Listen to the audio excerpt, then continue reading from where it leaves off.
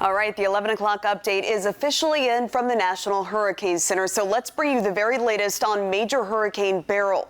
Now, I do want to point out, first off, it is starting to encounter wind shear. Wind shear means the winds aloft are exceptionally strong. You can actually see that very distinct eye kind of becoming clouded over here in the last couple of hours as it starts to encounter those stronger winds aloft, helping to rip apart the coldest cloud tops, the strongest part of those thunderstorms. That's a good thing. That means gradual weakening is expected. The problem, though, is that it's still a powerhouse of a system. For example, it still has those sustained winds of 150 miles per hour. That, by the way, the same sustained winds that Ian had at landfall, just to put it in perspective.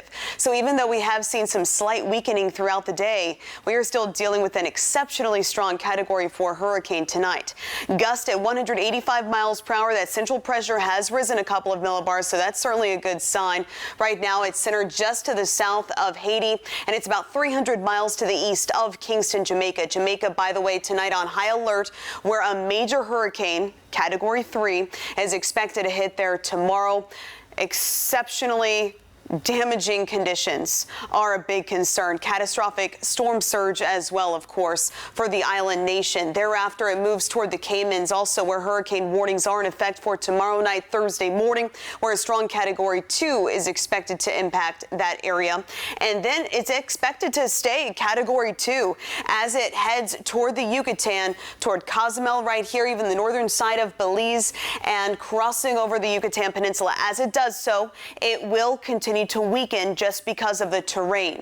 Currently, it is expected to emerge right here into the southwestern Gulf of Mexico. Strong tropical storm. It could potentially re-intensify to a Category 1, but as of now, it is expected to impact the western side of the Gulf of Mexico. So we're talking about coastal Mexico as well as parts of Texas. So for tonight, we do have hurricane warnings right here in purple for Jamaica as well as the Cayman Islands. Then we look over here where those hurricane watches have been issued for parts of the Yucatan of Mexico, as well as the northern side of Belize, where tropical storm watches are currently in effect.